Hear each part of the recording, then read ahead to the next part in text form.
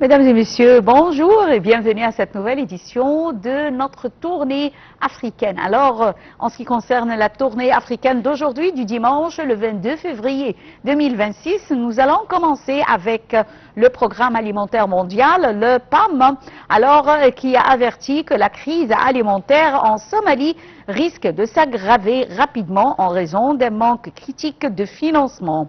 Selon l'organisation, environ 4,4 millions de personnes font face à une insécurité alimentaire sévère, dont près d'1 million en situation de faim extrême.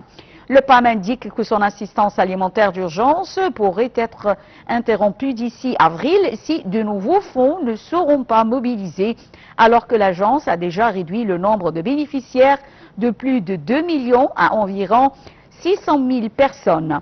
Cette situation est liée notamment aux sécheresses répétées, aux conflits et à la baisse de l'aide humanitaire internationale. L'organisation appelle la communauté internationale à agir rapidement afin d'éviter une détérioration humanitaire majeure dans ce pays de la Corne de l'Afrique, déjà confronté à des déplacements massifs et à une malnutrition croissante.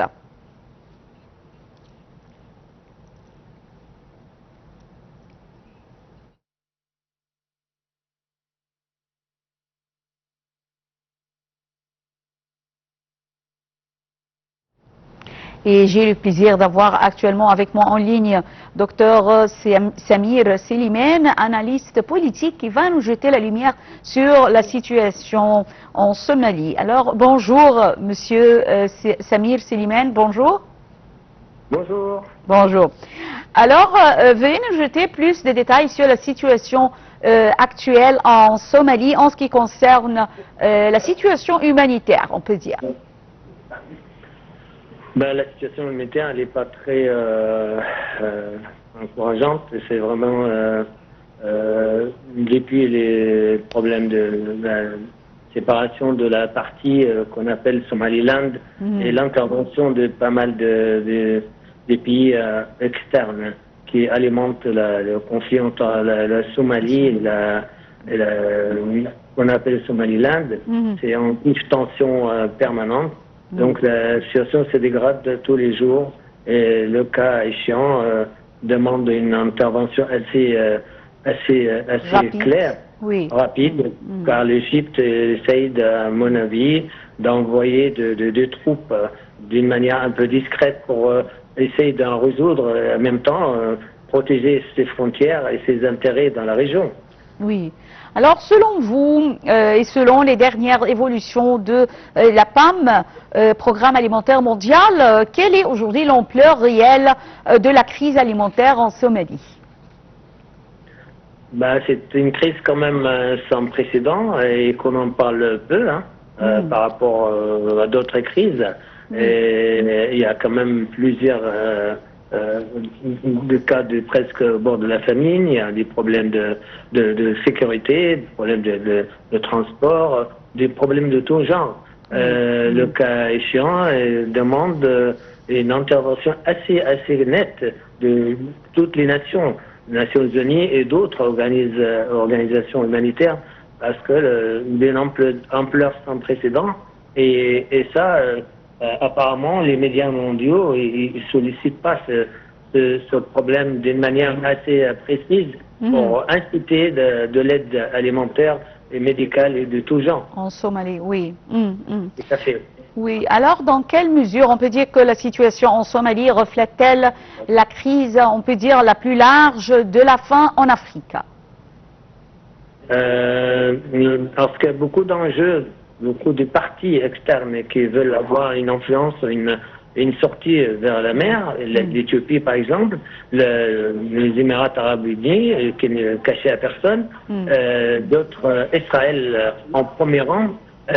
Tout ça transforme la zone en zone de confiance directe et indirecte entre grandes nations. L'Égypte ne va pas se laisser faire.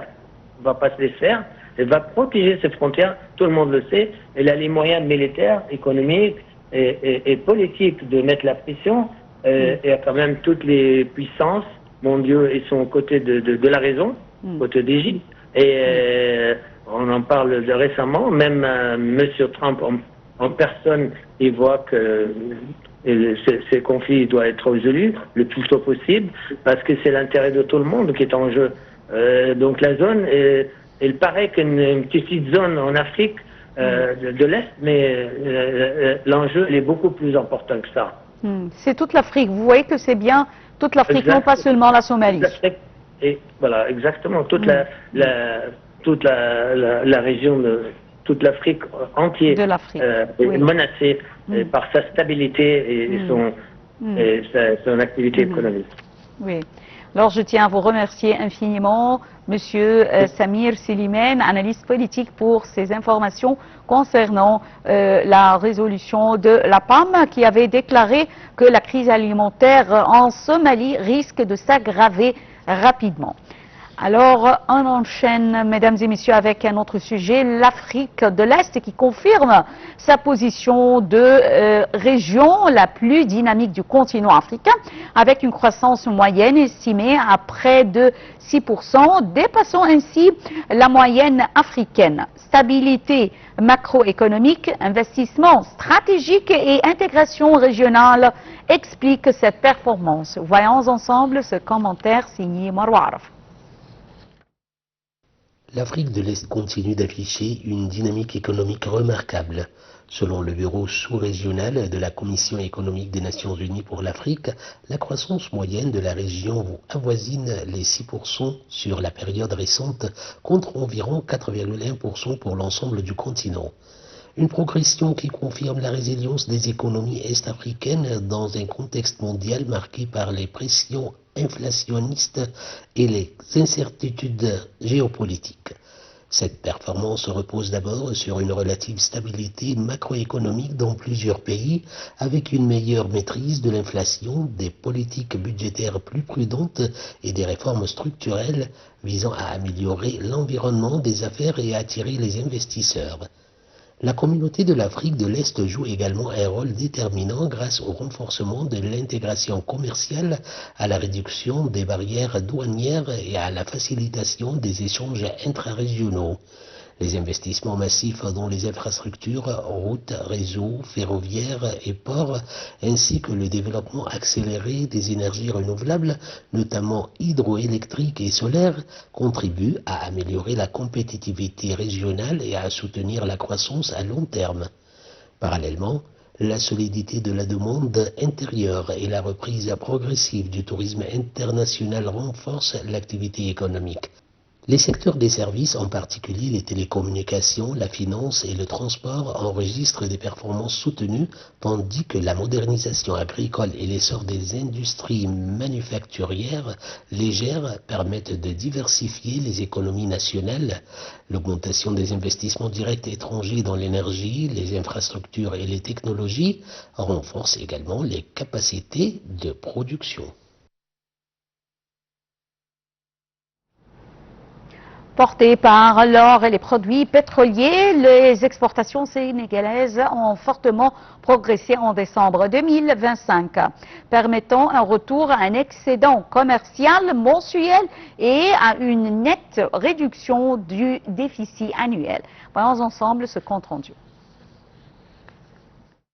Les échanges extérieurs du Sénégal ont enregistré une amélioration significative en décembre 2025 selon les données publiées par l'Agence nationale de la statistique et de la démographie. Les exportations ont atteint environ 1,32 milliard de dollars en hausse de 155% par rapport au mois précédent, grâce notamment à la progression des ventes d'or non monétaires, d'huile brute, de pétrole et de produits pétroliers raffinés. Sur l'ensemble de l'année 2025, les exportations sénégalaises s'élèvent à près de 9,5 milliards de dollars, soit une augmentation de plus de 50% en glissement annuel. La Suisse, la Belgique, le Mali, l'Espagne et le Royaume-Uni figurent parmi les principaux partenaires commerciaux du pays. Dans le même temps, les importations ont reculé à environ 872 millions de dollars en décembre, enregistrant une baisse de plus de 23%, liée principalement à la diminution des achats de matériel de transport, de produits pharmaceutiques et de sucre. Malgré une légère hausse sur l'année, la structure des importations reste dominée par les produits pétroliers raffinés, les machines industrielles et les métaux communs. La Chine, la France et la Russie comptent parmi les principaux fournisseurs. Résultat, la balance commerciale du Sénégal est redevenue excédentaire en décembre avec un solde positif d'environ 449 millions de dollars contre un déficit important un mois auparavant. Sur l'ensemble de l'année, le déficit commercial s'est nettement réduit, confirmant une amélioration progressive des performances extérieures du pays, portée par la diversification des exportations et le dynamisme du secteur énergétique.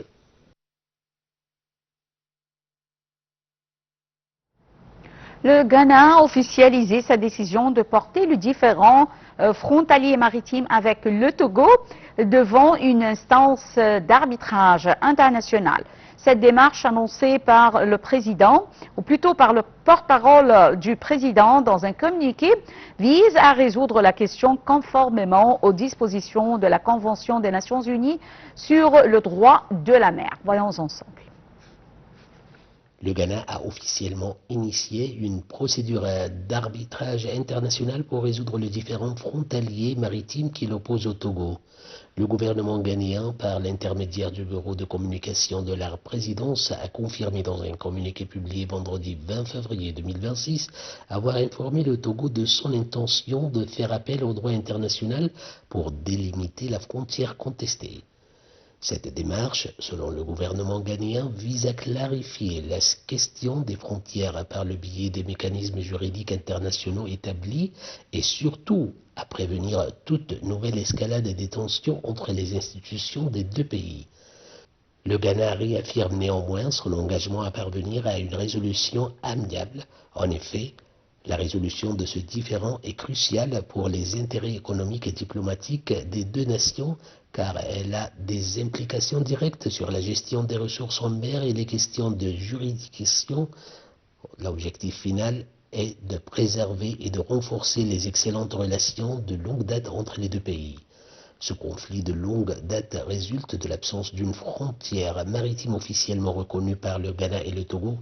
Le Ghana affirme l'existence d'une telle frontière, tandis que le Togo la conteste, soutenant qu'aucune ligne de démarcation formelle ne délimite officiellement les deux pays en mer. Cette décision fait suite à 8 années de négociations infructueuses qui n'ont pas abouti à un accord mutuellement acceptable. Retournons, mesdames et messieurs, avec l'Égypte, ou plutôt à l'Égypte, qui célèbre aujourd'hui, le 22 février, le phénomène astronomique unique de l'alignement solaire sur le visage du roi Ramsès II dans le temple d'Abou Simbel au sud d'Assouan. Selon plusieurs médias égyptiens, des milliers de visiteurs et de touristes se rassemblent à l'aube pour assister à cet événement qui se répète 2 fois par an et témoigne du génie architectural des anciens égyptiens. Les rayons du soleil pénètrent profondément dans le temple sur près de 60 mètres jusqu'au sein des saints, illuminant la statue du pharaon dans un spectacle considéré comme l'un des plus grands symboles de la précision astronomique de l'Égypte antique. Les autorités locales ont renforcé les préparatifs pour accueillir les délégations et assurer l'organisation de cet événement mondial qui attire chaque année des visiteurs venus de différents pays. La cérémonie, organisée à l'aube du 22 février, reflète également la valeur historique et touristique du site d'Abou Simbel et contribue à la promotion du patrimoine culturel égyptien. Ce phénomène spectaculaire, déplacé d'une journée après le transfert du temple lors de la construction du haut barrage, reste aujourd'hui une des manifestations les plus emblématiques de l'héritage pharaonique et de la maîtrise scientifique des anciens bâtisseurs. Mesdames et messieurs, fin de cette tournée africaine et la transmission en langue française prend fin également sur NATV International qui reprend également à 18h locale. Restez avec nous avec la section anglaise qui vous souhaite tous les deux, nous vous souhaitons une très bonne journée. Merci et au revoir.